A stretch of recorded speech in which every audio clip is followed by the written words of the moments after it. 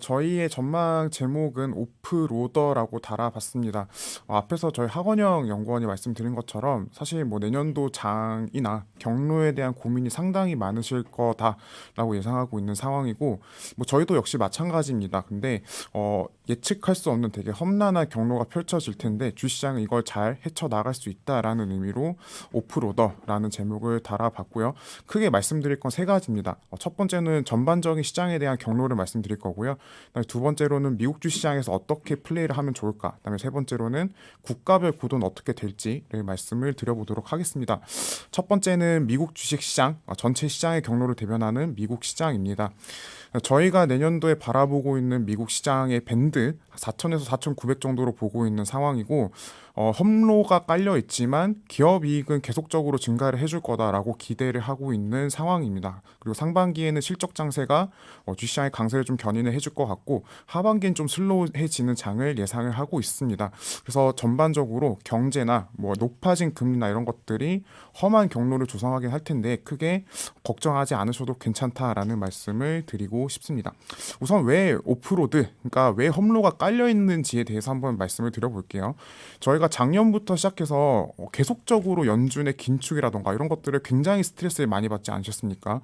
물론 이제 지금 11월 들어서는 좀 괜찮긴 하지만 불과 한 2, 3주 전만 하더라도 연준이 금리를 올린다, 시장 금리가 올라간다 이러면 어떡하느냐 하면서 굉장히 스트레스를 많이 받으셨던 걸로 알고 있는 상황이고요. 결국 금리를 올리는 거는 저희가 좀 수요를 줄이거나 소비를 줄이거나 투자를 좀 줄이기 위해서 하라는 겁니다. 그러니까 전반적으로 경제가 좀 약해지라고 하는 것들이기 때문에 궁극적으로 나아가게 됐을 때 과거에 저희가 많이 봤었던 패턴, 왼쪽을 참고하시면 좋을 것 같은데, 긴축은 어지간하면 경기 침체 그리고 기업이 침체를 야기를 해왔었어요. 물론 지금까지는 잘 버티고 있지만 과연 내년에도 고금리 상황이 이어지는데 펀더멘탈이 괜찮을 수 있을 것인가, 계속적으로 시장에서는 좀 의구심을 가지고 있을 공산이 크다라는 말씀을 드리고 싶고요. 그다음에 이제 하반기에는 정책 불확실성, 대선 시즌도 기다리고 있는 상황입니다. 이미 뭐 신문지상을 통해서 트럼프의 승률이나 뭐 이런 것들이 많이 올라온 것들을 확인하실 수 있을 텐데, 트럼프 같은 경우는 사실은 그 불확실성의 그 자체인 분이시죠. 과거에 임기 시절에 통상 불확실성도 가장 높았었고, 언사도 다소 공격적으로 하시기 때문에 이런 점들이 과연 내년도에 시장이 괜찮을까라는 좀 험로를 조성한다라고 보시면 되겠습니다. 근데 저희는 괜찮다라고 생각을 하고 있고요. 미국 기업들은 이러한 오프로드를 잘 주행을 할 수 있을 거다라고 생각을 합니다. 우선 긴축에 대해서 생각을 해봐야 될 것 같아요. 그러니까 결국 기업들이 빚을 많이 내가지고 그걸 토대로 뭐 영업을 하거나 투자를 하거나 확장을 하거나 이랬다라고 하면은 금리가 올라가는 과정에서 굉장히 빠르게 취약해질 겁니다. 저희가 몇 번 그런 사이클을 거친 적이 있는데 단적인 사례가 테크버블이라던가 아니면 금융위기가 될 겁니다. 이때 기업들은 상당히 많은 빚을 내고 그런 것들이 금리가 올라가다 보니까 되게 취약해지는 것들을 경험을 했는데, 지금 같은 경우는 그렇지 않아요. 부채를 확장하지 않았고 금리를 많이 올렸다고는 하지만 거의 이자 돈을 내지 않고 있는 상황입니다. 일단 이게 굉장히 저희가 펀더멘탈 얘기 많이 하죠. 그러니까 기본적인 체력 자체가 상당히 좋다라고 평가를 할 수 있을 것 같고, 그다음에 두 번째는 지금 인건비 부담이 별로 크지가 않아요. 그러니까 미국에서 과거보다도 훨씬 더 적은 사람들만 가지고도 더 많은 양의 상품과 서비스를 생산을 할 수 있습니다. 그리고 이런 것들이 상대적으로 인건비를 덜 쓰게 만드는 요소가 돼요. 그 반대급부로 기업들이 마진을 잘 가져가고 있는 상황이고요. 이런 토대들을 고려했을 때 쉽게 지금 기업들이 돈을 벌고 있는 환경이 내년도에 취약해질까? 아마도 제일 마지막에 취약해지지 않을까라는 생각을 좀 갖게 합니다. 그래서 펀더멘탈 자체가 워낙 견고한 데다가, 네, 두 번째, 사이클이 두 개가 주시장을 뒷받침해 줄 겁니다. 앞서서 학원영 연구원도 같은 지적을 해주셨어요. 미국에서 나타나고 있는 투자 사이클, 그 다음에 제조업 반등 사이클, 이런 부분들을 말씀을 해주셨는데, 과거에 이 두 가지의 사이클이 동반 상승했을 때 주시장은 심대한 조정을 경험한 적이 없습니다. 통상 캐펙스 같은 경우는 투자 사이클 같은 경우는 한번 시작되면 꽤 길게 진행되는 경향이 있습니다. 그리고 투자 사이클이 본격적으로 시작된 건 작년 4분기예요. 이제 시작된 지 한 1년 1년 정도밖에 되지 않았고요. 제조업 사이클, 그다음에 재고 사이클 같은 경우에는 올해 3분기나 돼서야 이제 바닥을 찍고 올라가는 그림입니다. 그렇다라고 한다면 내년도에 저희가 물론 주순환이라고 볼 수 있는 경제 자체는 약간의 이제 위아래가 열려 있다라고 볼 수 있겠지만 기업들한테는 좀 더 좋은 여건이 마련된다고 볼 수가 있겠습니다. 그래서 이 오른쪽 차트를 되게 강조를 드리고 싶어요. 저희가 작년부터 시작해서 올해 상반기까지 어떤 상황이었냐면 제조업이 강했었고 제조업이 약했었고 서비스업이 굉장히 강했습니다. 그러다 보니까 분명히 미국의 GDP는 좋은데 기업들은 되게 안 좋은 소리를 많이 썼어요. 경기 침체다. 어디서는 또 경기 호황이다. 되게 엇갈리는 모습들이었었고 그 과정에서 주식시장이 피해를 많이 봤습니다. 그러니까 서비스업이 강한 구간에선 고용수요도 강하게 일어나고 이런 점들이 긴축을 자극했었고 근데 제조업은 안 좋다 보니까 기업 이익은 안 좋고 이런 구도였다면 만약에 내년에 제조업 사이클로 이전된다라고 했을 때는 작년의 반대 버전인 거죠. 그러니까 상대적으로 긴축 압력도 좀 덜어낼 수 있을 거고 GDP보다는 EPS가 더 괜찮을 수 있는 그런 상황으로의 전환을 좀 기대한다라고 보시면 되겠습니다. 그리고 왼쪽 차트가 되게 중요합니다. 결국에는 미국에서 경기 침체가 발생하지 않는다라고 보면은 사람들은 올해까지는 뭘 더 많이 썼습니까? 상품을 많이 쓴다기보다는 여행을 다니고 먹고 마시고 이런 것들에 대한 소비를 훨씬 더 많이 하지 않았습니까? 근데 이런 점들도 한계가 있을 거고요. 내년 정도가 됐을 때는 어느 정도 코로나 때 저희 뭐 이런 거 저런 거 엄청 많이 샀죠. 뭐 컴퓨터도 많이 사고 핸드폰도 많이 샀는데 그런 것들을 다시 사줘야 되는 시점이 점차 도래를 할 것 같습니다. 그래서 내년도 깔려있는 판 자체는 주시장에 되게 긍정적이다. 물론 전반적인 경기 경로에 대해서는 여전히 이제 의구심이나 이런 점들이 계속 함께 하겠지만 주시장은 상대적으로 내구성을 가질 수 있다는 게 저희의 판단이다라고 보시면 되겠습니다. 그래서 궁극적으로 미국 주시장은 4,000에서 4,900포인트 도달이 크게 무리가 없다라고 생각을 하고 있습니다. 저희가 가정하고 있는 상단의 논리는 현재보다 기업이익이 대략 11% 정도 증가한다는 걸 가정을 하고요. 미국 기업들의 강한 성장이 어느 정도의 금리 상승을 상쇄하면서 현재 수준의 밸류에이션이 유지될 수 있다는 거에 좀 전제를 두고 있습니다. 그렇기 때문에 지금 오늘자 기준으로 4,390인데 4,900까지 가는데 어느 정도 가능성이 낮진 않다라고 말씀을 드리고 싶습니다. 네, 첫 번째로 경로에 대한 이야기는 다 말씀을 드렸고요. 두 번째로는 저희가 어떤 식으로 플레이를 하면 좋을지 이 부분에 대해서 미국 시장 투자 전략을 좀 말씀을 드려보겠습니다. 저희가 이제 중요한 게 내년도에 오른다 만다 이것도 중요하지만 결과적으로 상반기가 좋냐 하반기가 좋냐 이것도 상당히 중요하죠. 그리고 저희는 상반기가 하반기보다 좀 더 수월하다는 생각을 갖고 있습니다. 왼쪽 그래프를 보시면 왼쪽 그래프 위에 있는 건 S&P 500의 분기 EPS 증가율입니다.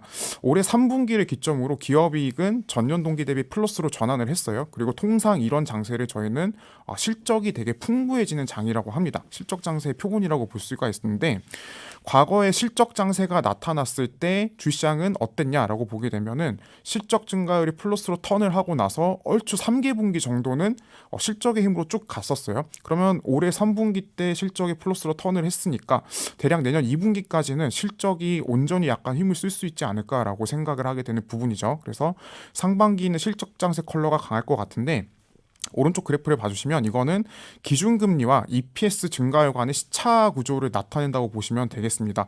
이게 마이너스로 가 있으면은 반대 방향으로 움직인다고 보면 될 것 같아요. 근데 기준금리 같은 경우에는 EPS 증가율에 한 2년 반 정도 시차를 두고 안 좋은 영향을 가하게 됩니다. 근데 저희가 긴축을 제일 많이 했던 건 작년이었죠. 그러면 내후년 정도 됐을 때 실적이 안 좋아지겠구나. 언제부터 반영하겠습니까? 대략 하반기부터 반영할 수 있지 않을까라고 생각을 하고 있습니다. 그래서 상반기가 좀 더 수월하다. 그다음에 대선도 하반기에 대기하고 있는 상황이죠. 그리고 그때 불확실성이 클 거기 때문에 저희는 상반기 때 좀 더 주식을 적극적으로 투자를 하자라는 말씀을 드리겠습니다. 그다음에 스타일과 관련해서 어떤 거를 살지도 말씀을 드려야겠죠. 저희는 지금 시장을 주도하고 있는 빅테크들에 대해서는 크게 의심하지 않습니다. 빅테크를 보유했을 때 유일한 부담은 이 종목들이 비싸다는 점이에요. 비싸다는 점이고 그거 외엔 다른 지표들은 거의 다 좋다고 보시면 되겠습니다. 예를 들어서 저희가 결국 주식에 투자를 하는 이유는 이게 싸서가 아니죠. 이 기업이 성장하느냐 마느냐가 훨씬 더 중요한 이야기죠. 그리고 저희한테 얼마나 믿을 만한 성장을 주느냐인데 빅테크는 믿을 만한 고성장을 저희한테 줍니다. 그래서 혹여나 밸류에이션이 높다고 하더라도 현재 미국의 이익 자체를 끌고 가주는 역할을 해주는 데다가 다른 기업들 대비 성장률이 2배 가까이 높아요. 그래서 혹여나 뭐 금리가 다시 오른다고 하더라도 실적의 힘으로 주가가 어느 정도 만들어질 수 있다라는 생각을 갖고 있습니다. 다만 이런 것들은 이제 상반기 땐 조금 다른 접근이 필요할 것 같고요. 상반기에는 저희가 앞서서 뭐라고 말씀드렸습니까? 내년도 미국 시장의 판 자체가 재고 사이클, 제조업 반등, 그다음에 상반기 실적 장세 컬러 이런 것들을 말씀을 드렸는데 그렇다라고 하면 그걸 좀 더 잘 이용할 수 있는 주식들을 상반기 때 매수를 하셔야 될 거예요. 그렇게 보게 된다면 결국은 자동차나 은행, 운송, IT 하드웨어 그리고 특히나 반도체 같은 업종들이 제조업 사이클이 반등을 해줄 때 주가도 되게 좋았었고 매출도 되게 잘 개선되는 모습들을 보였었기 때문에 상반기는 이런 주식들을 전술적으로 접근하실 필요가 있겠다라고 말씀을 드리겠습니다. 네, 그 다음에 좀 구조적인 이야기들도 같이 한번 섞어 보겠습니다. 저희는 자본재하고 B2B에 대한 종목들이 소비재나 B2C보다는 구조적인 우위로 가고 있다라고 생각을 하는 상황입니다. 저희가 뭐 2016년 정도부터 되게 긴 시기열을 돌이켜 보면은 소비재 전성 시대였어요. 그래서 미국에서도 뭐 플랫폼, B2B, B2C 플랫폼 이런 것들이 굉장히 많이 주가가 오르지 않았습니까? 근데 그 과정에서 미국 같은 경우는 그들이 생산하는 것 대비 더 많은 소비를 해왔었고 이런 것들이 결국 미국의 공급망 재편을 불러오고 있다라는 점을 감안하면 지금은 미국은 소비하고 생산의 리밸런싱이 필요한 시점이에요. 그래서 소비재들보다는 이 생산을 맥업해줄 수 있는 자본재들이나 혹은 기업들에게서 뭔가 나타날 수 있는 기회들, B2B에 대한 기업들, 이런 기업들이 훨씬 더 유망하지 않을까. 그리고 이런 변화들은 작년부터 시작이 되고 있는데 꽤 중기적으로 이어질 거다라고 생각을 하고 있습니다. 그래서 자본재와 B2B 종목들을 중장기적인 테마로 좀 말씀을 드리고 싶습니다. 그리고 저희가 말씀드렸던 전망들이 어떤 위험들에 의해서 좀 틀어질 수 있을지도 같이 살펴봐야 될 것 같아요. 저희가 지금 전제하고 있는 것들은 유가 상승이라던가 지정학적 위험들이 어느 정도 통제가 된다는 것들을 전제로 전망을 말씀을 드리고 있습니다. 만약에 유가가 다시 또 급등을 해버리고 이런 것들이 현재 진행되고 있는 이스라엘 팔레스타인 전쟁, 그다음에 러시아와 우크라이나 전쟁, 그다음에 중동 지역의 뭐 지정학적 불안들 이런 것들과 같이 결부가 되면서 수요층 물가 상승 압력이 아니라 공급 사이드에서의 유가 상승 압력 이런 것들을 야기하게 된다 그러면 저희의 전망은 틀어질 수 있다라는 점을 좀 말씀을 드리고 싶어요. 혹여나 이 상황에서 제조업과 재고 사이클의 반등이 나온다고 하더라도 에너지 업종들이 이런 것들을 다 빨아갈 거기 때문에 이런 것들은 저희 전망에 있어서 한 가지 변수가 될 수 있는 부분이다라고 좀 염두를 두셨으면 좋겠고, 두 번째 시나리오는 오른쪽에서 보시는 것처럼 재정 지출이 통제됐을 때의 문제입니다.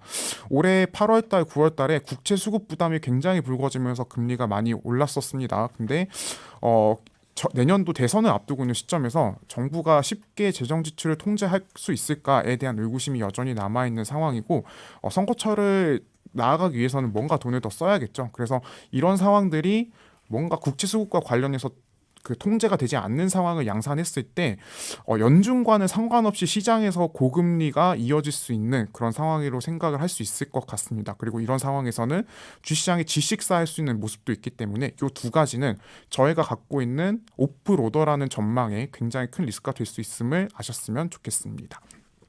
네, 지금까지는 미국 시장에서 어떤 것들을 유의하면서 투자를 하면 좋을까, 그리고 뭘 사면 좋을까, 상반기보단 하반기가 낫다, 상반기에 낫다 이런 점들을 말씀을 드렸는데요. 이제는 글로벌로 한번 뻗어나가 보겠습니다. 네.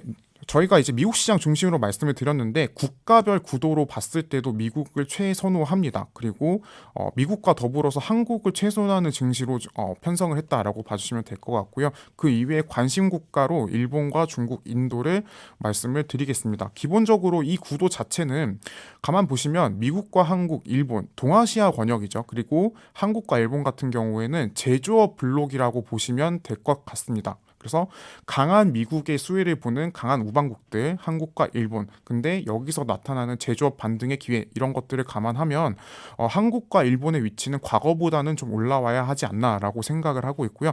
중국 같은 경우는 저희가 작년보다는 좀 눈높이를 낮췄습니다만 중국에 대한 눈높이가 아주 높아지긴 어렵지만 그래도 순환적으로 투자에 대한 기회가 발생하고 있다. 그래서 현재 지금 상해종합의 분위기는 저희가 생각하는 것보다 나쁘지 않은 상황인데요. 이런 점들을 고려해서 유망 국가들을 좀 제시를 합니다. 개별 국가들에 대해서 포인트 하나들만 좀 짚어드리고 가겠습니다. 네, 저희가 일본에 대해서 올해 좀 세일즈 포인트를 많이 잡았었죠. 그리고 여전히 지금 일본 증시는 긍정적으로 판단하고 있습니다. 저희가 6월 달에 오마카세라는 자료, 육선이라는 자료를 발간하면서 일본에 대해서 말씀을 드렸던 건 이게 수출이 굉장히 강하고 북미향 수출이 강하다 보니까 일본 경제가 개선되는 그림이었구나라는 것들인데요. 이런 것들은 여전히 유효합니다. 일본의 북미향 수출은 여전히 잘 되고 있는 상황인데 최근에 나타나고 있는 특기할 만한 변화는 수출주뿐만이 아니라 내수주 소위 은행이나 소비재 이런 업종들로까지 이익 개선이 확산된다는 거예요. 잘 생각해 보시면 토요타라던가 아니면 다른 수출주들이 돈을 벌어가지고 그들의 노동자들한테 돈을 주지 않겠습니까? 돈을 잘 벌다 보니까 임금을 올려줄 거예요. 그러면 사람들이 돈을 좀 잘 벌게 됐구나 하면서 여기 가서 어디 가서 물건도 좀 사고 집도 좀 사고 이러려고 하지 않겠습니까? 그런 매크로 사이클이 일본에서 좀 작동하는 시기가 내년이 되지 않을까라고 생각을 하고 있습니다. 그래서 일본에 대한 긍정적인 투자 의견을 여전히 좀 가져가고 싶다라고 말씀을 드리겠습니다. 두 번째는 인도입니다. 인도 주식시장은 사실은 계속 좋았어요. 네, 계속 좋았죠. 저희가 이제 사실 관심을 엄청 많이 두고 있었던 시장은 아니었으되 왜냐면 미국이 너무 강했으니까요. 근데 최근에는 인도에 대한 관심이 유독 많이 높아지고 있는 것 같고 저희가 판단하기에 꼭 인도를 봐야 하는 이유라면 지금까지는 내수에 대한 고성장만으로 주식시장이 되게 잘 올 수 있었지만 최근에는 내수 잠재력뿐만이 아니라 제조업으로 전환하려는 시도가 나타나고 있는 상황이다라고 볼 수 있을 것 같아요. 어떤 국가가 신흥국 단계로 진입을 하기 위해서는 단순히 풍부한 내수 잠재력뿐만이 아니라 중간에 중진국으로 넘어가기 위해선 제조업이 꼭 필요합니다. 그리고 인도가 지금 이러한 무브먼트가 굉장히 잘 나타나고 있는 국가이기 때문에 아마 글로벌 투자자들의 자금을 많이 필요로 할 거고 실제로 그렇게 투자를 했을 때 저희가 가져갈 수 있는 부분도 많다라고 생각을 하고 있습니다. 그래서 인도주 시장에 대해서도 역시 긍정적인 시선을 견제한다라고 말씀을 드리고 싶습니다. 네, 마지막으로 중국입니다. 중국 같은 경우는 하도 이제 지난 3년 동안 괴로우셨죠. 되게 많이 이제 중국 많이 안 보시려고 하실 것 같아요. 그럼에도 불구하고 최근에 중국의 경기는 의외로 나쁘지 않습니다. 나쁘지 않은 상황이고 시장에서 이제 최악으로 생각하고 있었던 디플레이션 경로 이런 점들을 좀 탈피를 해 나가고 있는 상황입니다. 사실 중국은 엄청 안 좋으면 지금 물가가 계속 꺾여 있어야 되는데 여기서도 순환적 반등이 나오고 있구나라는 점들을 좀 알 수가 있고 저희가 미국에서 말씀드렸던 것과 비슷한 논리로 이쪽에서도 제조업 사이클, 재고 사이클이 반등해 주려는 신호가 나타나고 있는 상황입니다. 중국의 제조업 완제품 재고에 선행하는 PPI라는 지표가 지금 바닥을 치고 올라가고 있는 상황이고 이 재고 역시도 바닥을 치고 올라가는 상황이에요. 여기서도 충분히 재고 소진이 일어났고 중국이 결국은 이제 엄청 급격한 성장은 아니겠지만 재고 소진에 충분한 어느 정도의 소비 수준만 나와준다고 하면은 중국에서도 재고 사이클이 작동을 할 겁니다. 이렇게 된다고 하면 오른쪽에서 보시는 것처럼 본토 증시의 EPS 증가율도 어느 정도 견인을 해줄 공산이 크고요. 그다음에 특히나 한국 시장에 갖는 시사점도 많이 클 거다라고 생각을 하고 있습니다. 그래서 중국을 되게 많이 보기 힘든 시장이었었지만 완벽하게 기대감을 놓으실 필요는 없다. 다시 좀 재평가해봐야 될 필요가 있겠다라고 말씀을 드리고 싶습니다. 근데 이런 구도들이 내년도에 이제 대선 시즌으로 들어가게 되면서 바이든과 트럼프와 대외 정책이 사실 굉장히 갈리는 부분들이 있어요. 이런 점들은 하반기 주시장의 국가별 구도를 많이 좀 뒤흔들어 놓을 것 같습니다. 예를 들면 바이든 같은 경우는 상호주의와 개입주의를 이야기를 해요. 그래서 우방국과의 관계를 좀 잘 풀어 나가려고 하는데 트럼프 같은 경우에는 저희가 경험하셨다시피 우방국들의 그 전체적인 관계보다는 일방주의와 고립주의에 대한 기조를 좀 더 표방하는 경향이 있습니다. 그래서 만약에 이 트럼프가 올라오는 그림이라고 한다면 저희 뭐 한국이나 일본 혹은 유럽 같은 동맹국들은 강한 미국의 좀 수혜를 많이 누려왔었거든요. 근데 하반기 때 이런 것들을 좀 되돌릴 수도 있다라는 점을 염두에 두시면서 국가별 전략을 짜셨으면 좋겠습니다. 네, 제가 준비한 자료는 전부 여기서 마무리가 되는데요. 세 가지 포인트를 다시 한번 말씀을 드리고 싶어요. 일단 첫 번째로는 미국 주시장이 내년도 험한 경로에 처해져 있음에도 불구하고 꽤 괜찮은 루트를 탈 수 있을 것 같다가 저희가 생각하는 첫 번째 포인트고요. 그다음에 두 번째 같은 경우는 상반기가 하반기보다 좀 더 낫다. 그다음에 주도 업종인 빅테크에 대한 시선은 여전히 긍정적으로 견지를 하되 상반기에는 제조업에 민감한 업종들을 같이 보자. 그다음에 국가 차원에서는 미국과 더불어 한국, 일본, 인도, 그다음에 중국의 순환적 반등에 주목하자는 말씀을 좀 드리겠습니다. 네, 제 발표를 마치도록 하겠습니다.